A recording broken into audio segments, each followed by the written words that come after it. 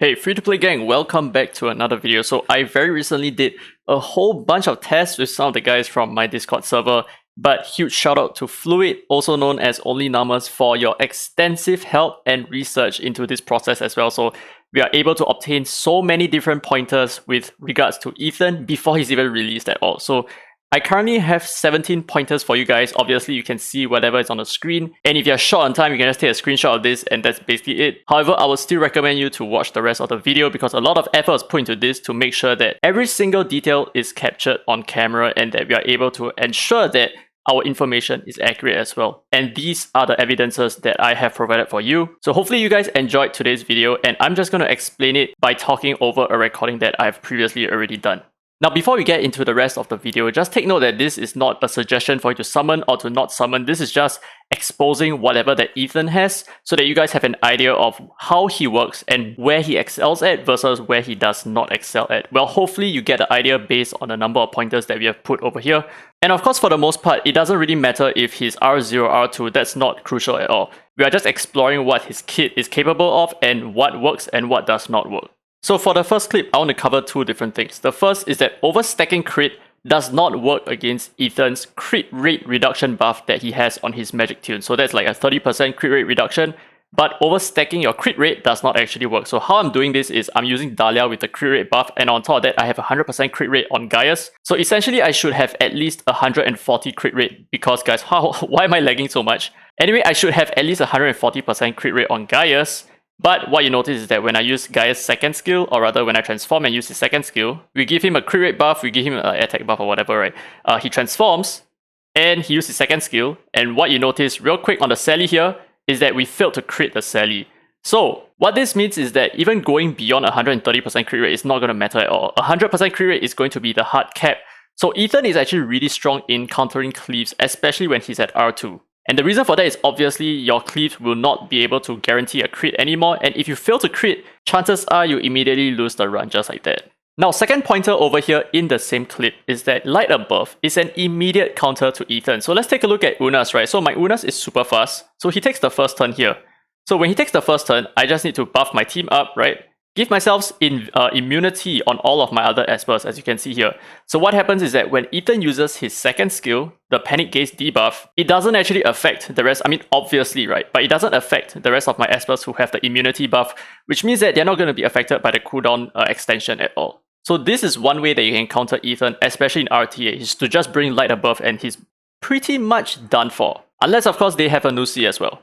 Now for this second clip, we're going to cover the third pointer, which is Everett is a very strong counter against Ethan, and this is the reason why. So as soon as Ethan attacks with his second skill, there's a chance that Everett will counter attack. But the thing is, if Everett counter attacks, this actually counts as him using his second skill, his S2. And what happens when Everett uses his S2? He actually increases the cooldown of everyone on his team. And why I say that this is a really good counter against Ethan is that right now, Everett has his third skill on cooldown, which means that the rest of his teammates have a 20% damage mitigation buff just because Everett has a cooldown on his third skill. So that is how strong Everett can be, and if you're using Ethan to speed cleave a defensive comp that has Everett inside, chances are you're not going to be able to perform very well because Everett is just going to get his whole team into cooldown, and by doing so, his team is going to be a lot tankier. Now, pointer number 4 is going to be quite an interesting one. So Gaius is actually super strong, even against Ethan. And the reason for that is because when Gaius transforms with his third skill, he's actually going to go into cooldown, but at the same time, his third skill actually resets his cooldown as well. So what you notice is that Gaius, after he transforms, instantly goes into cooldown extension, right? But that's not going to be a problem because when he transforms, cooldown reset. So you see how that works, and now his second skill is up again, and I'm able to use my second skill to nuke. So yeah, Gaius is still going to be an effective counter against Ethan comps to a certain extent, of course, not to a great extent. Now for this clip, we're going to cover two different topics here. So number one is that the Panic Gaze can be extended in the form of him using his Triki. So you see when he uses his Panic Gaze, like so, and now Triki is going to actually lengthen the debuff duration. So now the Panic Gazes last for a total of 3 turns, which means that Panic Gaze can be extended as well. And now the next point is that if you're going to be applying immunity buff thinking that, okay, I want to protect my team from the cooldown extension, right? And if you're thinking that using a Gabriel is going to work, that's actually not going to work. So let's just skip ahead. Okay, so here Gabriel takes a turn. I use my third skill, I get the cooldown up before the immunity lands. So the immunity is not going to protect your team from the effect of the cooldown extension. So the cooldown extension is still going to land before immunity lands. So that is a definite win for Ethan comps. Like, Ethan comps are going to be really good against immunity buffers because it's not going to really matter all that much. But I mean, of course, in this case, the extra defense and immunity buff that the Gabrielle brings to her entire team is of course very, very strong, very powerful as well. But with that said, their cooldowns are also extended. Now, some of you guys might be curious to know more about this as well, but for pointer number 7, Triki's passive does not actually work when the enemies trigger the Panic Gaze effect removal. So let's take a look at what I'm trying to say here, right? So for example, if you skip ahead, okay, so we got the Panic Gaze from Ethan here. So now I have a bunch of debuffs on my team, and now I'm going to use my third skill. So you notice that I removed the gaze effect, the panic gaze, right? But I did not lose 30% of my HP, right? And that 30% comes from Triki's passive effect, where if an enemy dispels or removes debuffs from their team, that enemy that did the dispel or that cleansing, they are going to take 30% extra damage and get petrified as well. But that's not the case, because now when I removed it, that does not actually trigger Triki's passive. So yeah, this is something interesting to take note of. The debuff removal is not considered a cleanse. It's more like Ethan actually removing it himself, I think.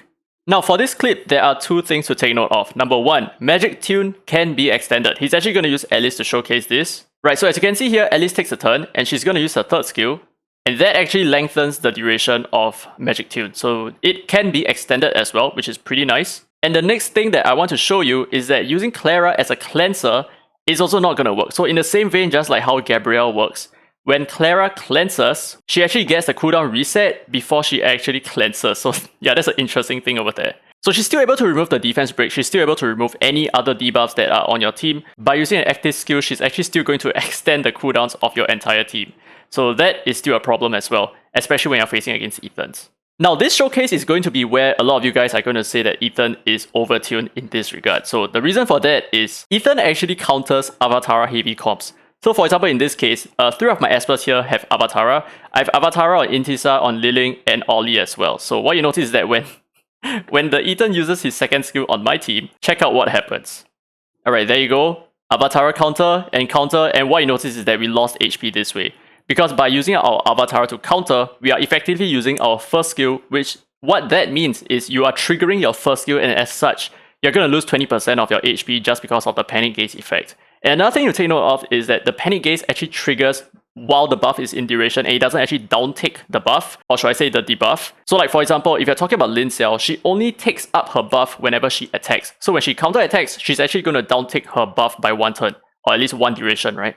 But that's not the case for Panic Gaze. So even though they counter attack, that did not reduce the duration of Panic Gaze, which means that they still have 2 more turns of damage taking in this case. So Ethan is definitely very, very solid, not just against comps that have Avatara, but if let's say you're up against Embla's Trial in the future, something similar like that, where the enemy has an inbuilt Avatara as well, Ethan is going to be extremely strong against such bosses as well. Or even some of the Infinity Tower flaws as well. I think Ethan is going to strive very hard because whenever the enemies counter attack, they're going to lose HP this way as well. Okay, so there's going to be a lot covered in this one clip. Okay, so there are 4 things to take note of, and mostly revolving around the effect of what Jinyu Yao can provide. So Jinyu Yao, her passive can actually remove Panic Gaze with no downsides at all. So let's take a look. So Ethan debuffs us, and our Jinyu Yao is going to take a turn real soon. Alright, do you see that? So we actually dispelled we actually dispelled 1 of the Panic Gaze effects on herself. Unfortunately, we removed the defense break on the rest of our allies. So what happens is that now Jinyu Yao does not have the Panic Gaze anymore, and she did not lose any HP, she did not have her cooldowns increase or anything like that. So Jinyu Yao is a hard counter against Ethan in most cases, or at least talking about R0 to R5 Ethan. R6 Ethan is a different case.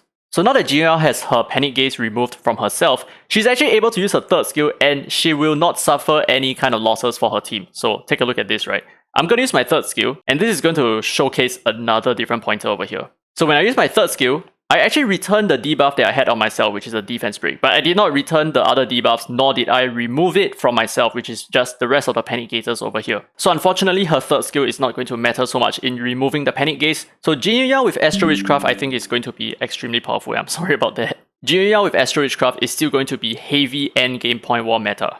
Now, nothing that you might not have noticed in this clip is that whenever Jinyu Yao has been taking AP gains, Ethan is actually gaining half of that as well. So let's take a look once more, right? When Ethan debuffs Jinyu Yao, take a look at Ethan's AP.